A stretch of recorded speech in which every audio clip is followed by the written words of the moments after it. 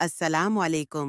मेरा नाम नवाल है और अब मेरा यूट्यूब चैनल लिटिल एक्सप्लोरर्स देख रहे हैं। यहाँ पे दिलचस्प कहानियाँ आपको देखने और सुनने को मिलेंगी। आज की हमारी कहानी का नाम है बादशाह और अजनबी फकीर। एक दफा का जिक्र है कि किसी महल में दाऊद नामी बादशाह रहता था। उसने औलाद की खातिर 7 शादियां की, लेकिन किसी भी बीवी से औलाद न हो सकी। इस वजह से वो बहुत उदास और गमगीन रहने लगा और फिर उसको एक सूझ आई कि क्यों ना एक और शादी की जाए। लेकिन कुदरत को कुछ और मंजूर था। एक दिन बादशाह के पास एक बुजुर्ग आए जिनके हाथ में एक छुरी थी और कहा कि बच्चे, तुमको चाहिए है कि सहरा और जंगलों में जाकर पानी पिलाता कि हमारी मुराद पूरी हो। चुनांचा बादशाह ने सहरा और जंगलों में जाके प्यासों को पानी पिलाना शुरू कर दिया और उनसे दुआएं वसूल करता। इसी तरह ये सिलसिला जारी रहा कि एक दिन बादशाह के महल में वही बुजुर्ग होता है और कहता है कि तुम्हारी मुराद पूरी हुई, लो ये मेरी छुरी पकड़ो और आम के दरख्त पर मारना। अगर 7 आम गिरे तो 7 बेटे हो गए और अगर 7 पौधे गिरे तो 7 बेटियां होंगी।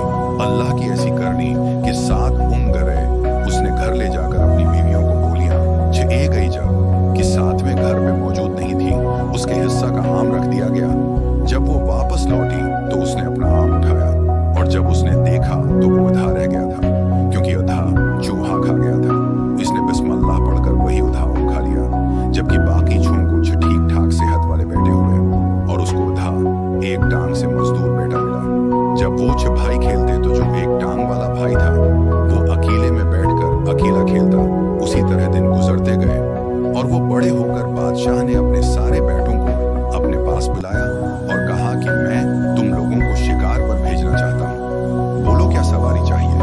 बाकी सब भाइयों ने कहा हमें घोड़े चाहिए, लेकिन मजदूर बेटे ने कहा अबा मुझे बलि ले दो, तो उसको बलि लेकर दे दी गई। जब ये शिकार पे जाने की तैयारी कर रहे थे, खुश हो रहे थे और तकरीबन लड़ा रहे थे कि बाप को कैसे खुश किया जाए, तो दूसरी तरफ मुजव्वर लड़का अकेला बैठकर सोच रहा था कि क्या ऐसा किया जाए कि बाबा खुश हो जाए। आखिरकार सब लड़के अपने अपने सवारी पर सवार हो गए और जंगल की तरफ रवाना हो गया। उसी दौरान उन्हें रास्ते में तरबूज का खेत नजर। यह सब